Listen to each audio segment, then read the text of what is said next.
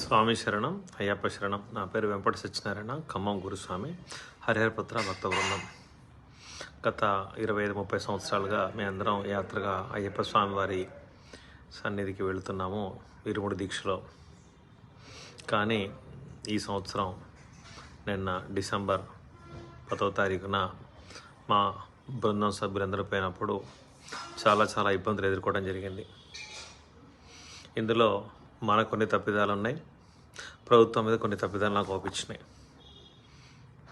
కాబట్టి మన వంతుగా మనం చేయాల్సింది ఏంటంటే, ఎవరైతే సివిల్స్ ఉన్నారో నవంబర్, డిసెంబర్, జనవరి 3 నెలలు కూడా దయచేసి మీరు వెళ్ళవద్దు. మీరు నిజంగా అయ్యప్ప స్వామి మేలు కోరేవారైతే, అయ్యప్ప స్వామిని నమ్మేవారైతే మిగతా 9 నెలల్లో మీరు వెళ్ళి స్వామివారి దర్శనం చేసుకొని రండి. ఈ 3 నెలలు పోవటం వల్ల అక్కడున్న సౌకర్యాలు కొద్దిమందికే అవకాశం ఉన్నది. ఆ సౌకర్యాలని సివిల్స్ రావటం వల్ల మిగతా స్వాములకు చాలా ఇబ్బంది కలుగుతుంది. రెండో వంతుగా అక్కడ ప్రభుత్వం, కేరళ ప్రభుత్వం ఎవరైతే ఉన్నదో స్వాముల కోసం ఎటువంటి ఏర్పాట్లు చేయలేదు. నీలక్కల్లో కానీ, పంపలో కానీ, సన్నిధానంలో కానీ చాలా అవస్థలు పడుతున్నాము. అన్ని సౌకర్యాలు పోయేటటువంటి మా బ్యాచ్కే ఇబ్బందులు అయితే ఎటువంటి ఏర్పాట్లు చేసుకోకుండా వచ్చేటటువంటి సామాన్య అయ్యప్ప భక్తులందరూ కూడా వారి బాధలు వర్ణనాతీతం.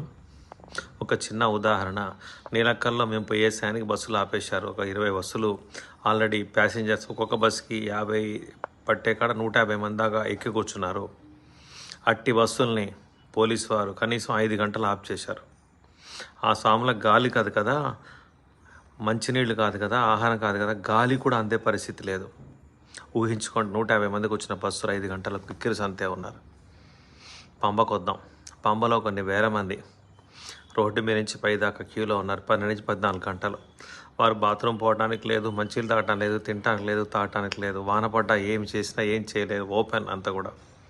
కూర్చోవడానికి కూడా ఎట్టి వసతి లేదు. నాకు తెలిసి ఈ కేరళ ప్రభుత్వం ఎటువంటి ఏర్పాట్లు చేయదు. వారికి దయా దాక్షిణ్యం, కరుణ, అభిమానం లేదు. భారత ప్రభుత్వం కలగజేసుకొని, లేకపోతే రాజ్యాంగబద్ధంగా హైకోర్టు వారు కానీ, సుప్రీంకోర్టు వారు కానీ కలగజేసుకొని ఈ యొక్క అయ్యప్ప భక్తుల సంక్షేమం జరగాలని, లేనిచో చాలా ఇబ్బంది పడతారని చెప్పేసి నాకు తోచింది. నా వంతు కర్తవ్యంగా, నా బాధ్యతగా గత 25-30 సంవత్సరాలు శబరిమలైపోతున్న భక్తునిగా నా ఆవేదన మీకు తెలియజేస్తున్నాను. మీకు నచ్చితే నా ఈ వీడియోని షేర్ చేయండి. ఎవరైనా ఒకళ్ళు చూసి, అధికారులు కానీ, ప్రభుత్వం వారు కానీ, ఒక న్యాయవాదులు కానీ చూసి దీని మీద న్యాయపరంగా, చట్టపరంగా పోరాటం చేస్తారని ఆశిస్తున్నాను. నా మనోవేదనని ఏ విధంగా తెలియజేయాలో తెలియక ఈ వీడియో చేస్తున్నాను. దయచేసి స్వాములందరూ కూడా ఇది ముఖ్యమైన గ్రూపులన్నిటికీ ఫార్వర్డ్ చేయండి.